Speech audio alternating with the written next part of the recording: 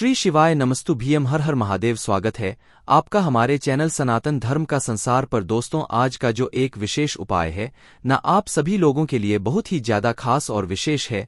आप सबको पता है कल है शनिवार का दिन और ये है कृष्ण पक्ष का शनिवार, जो कि माघ माह का पहला शनिवार है। पीपल के पेड़ को छूकर आपको 3 बार अपने दिल की बात, अपने हृदय की बात महादेव जी से कह देनी है।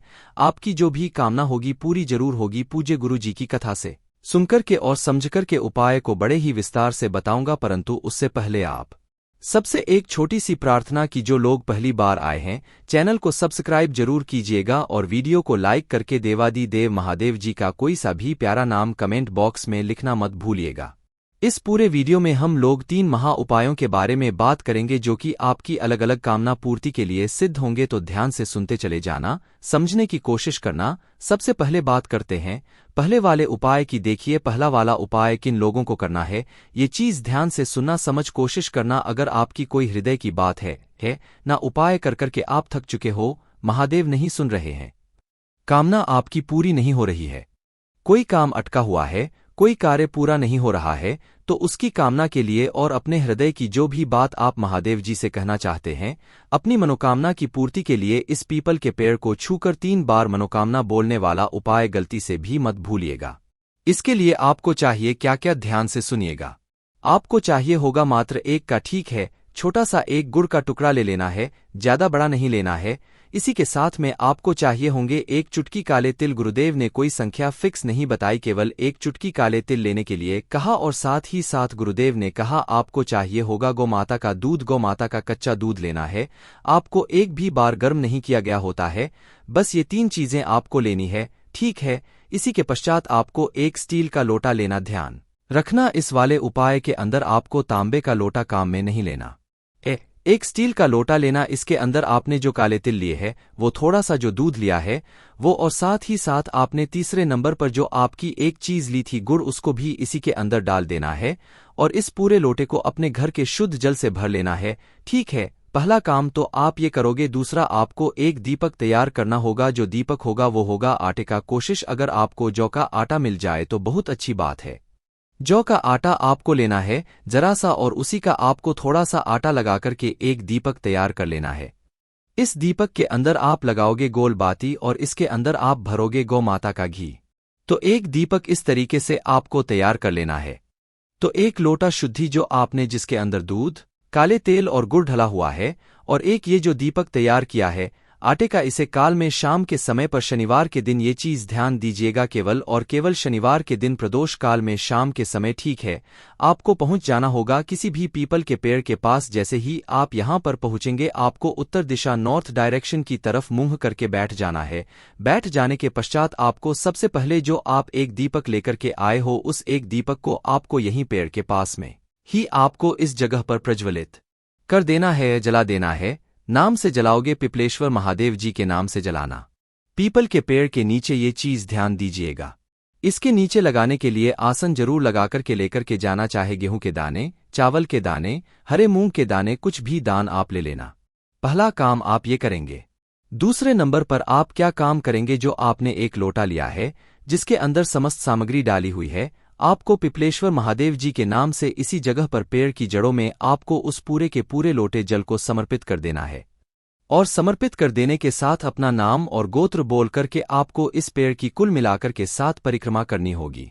7 पूर्ण परिक्रमा आपको करनी है, 7 अधूरी परिक्रमा नहीं, ठीक है। 7 परिक्रमा करनी है।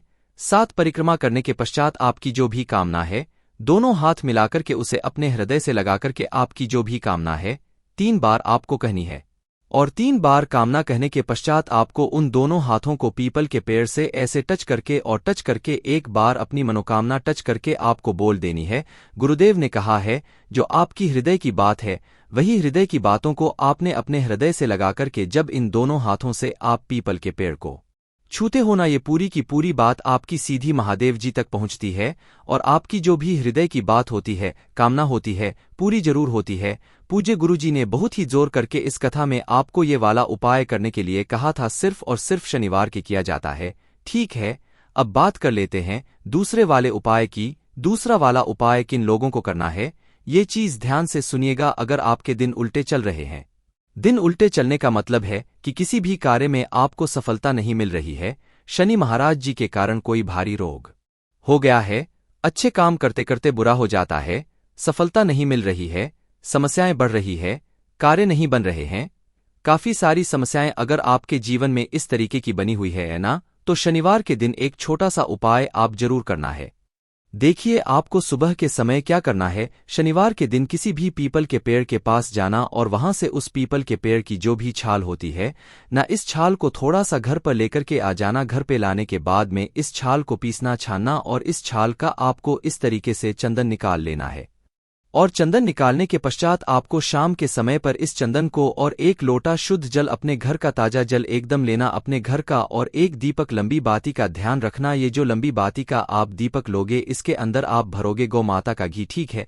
ये वाला काम कीजिएगा और इन्हें लेकर के आपको सबसे पहले तो जाना है पीपल के पेड़ के पास और इस लंबी बाती के दीपक को इस तरीके से लगाना है कि जो बाती बाती हो इसका मुख पीपल के पेड़ की तरफ, ठीक है। इस तरफ में आपको बत्ती का मुख रखना है, इसके नीचे कोई ना कोई आसन जरूर लगा दीजिएगा, ठीक है। अपनी कामना कह करके महादेव जी के नाम से यहां पर इस दीपक को लगाना और जो चंदन बचा है वो और एक लोटा शुद्ध जल लेकर के पहुंच जाना देव आदि देव महादेव जी के मंदिर शिवलिंग के पास में। जैसे ही आप यहां पर पहुंचेंगे, ध्यान से सुनिएगा, उत्तर दिशा नॉर्थ डायरेक्शन की तरफ मुंह करके आपको खड़े हो जाना है।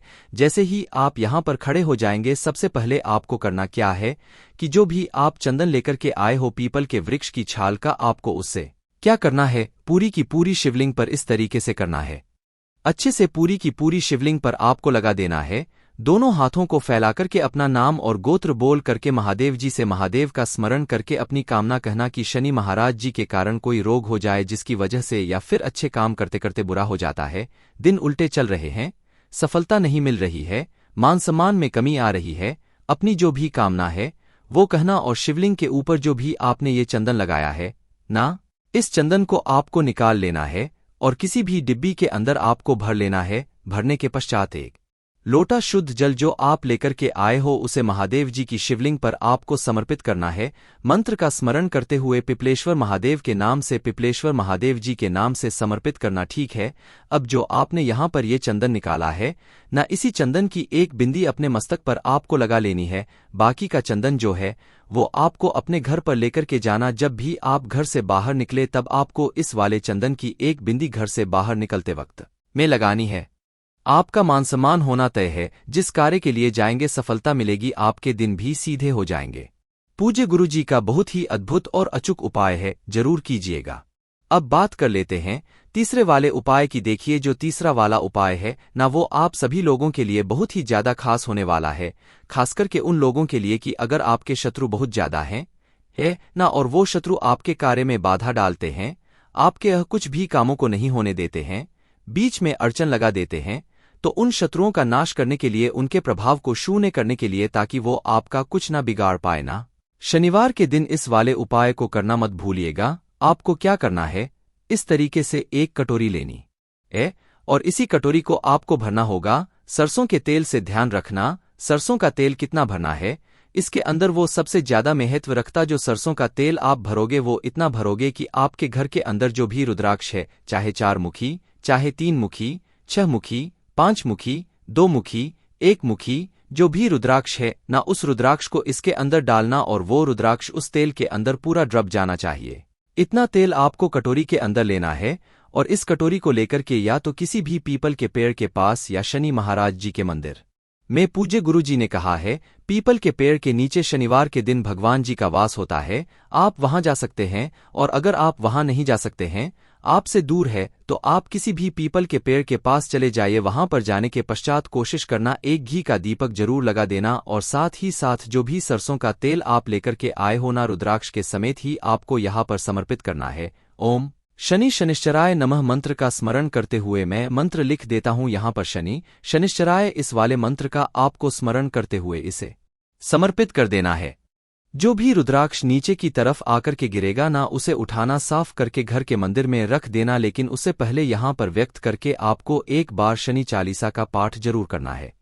ध्यान रखना शनि चालीसा और फिर उसके बाद में हनुमान चालीसा का पाठ जरूर करना है। इसका क्रम पूज्य गुरुजी ने क्यों बताया ये तो नहीं पता, लेकिन शनि चालीसा के बाद में हनुमान चालीसा का पाठ शनिवार के दिन जरूर करके आएगा। अपनी कामना कहकर के मेरे शत्रु बहुत ज्यादा हैं, प्रभाव शून्य करने के लिए आपके पास ये विनती लेकर के आया हूं। आपको ये वाली कामना मेरी पूरी जरूर करनी पड़ेगी। जैसी आपको विनती करनी है विनती करना और उसके पश्चात घर की तरफ वापस चले आ जाना। पूज्य गुरुजी ने कहा है जो भी आपकी कामना होगी पूरी जरूर होगी। पूज्य गुरुजी ने जैसा आपकी कथाओं में बताया भाषा में आपको बताने का संपूर्ण प्रयास किया। वीडियो पसंद आया हो तो लाइक जरूर करना, चैनल को सब्सक्राइब जरूर कीजिएगा। वीडियो पसंद आए तो लाइक जरूर करना, साथ ही साथ चैनल को सब्सक्राइब जरूर कीजिएगा। श्री शिवाय नमस्तु भीम, हर हर महादेव।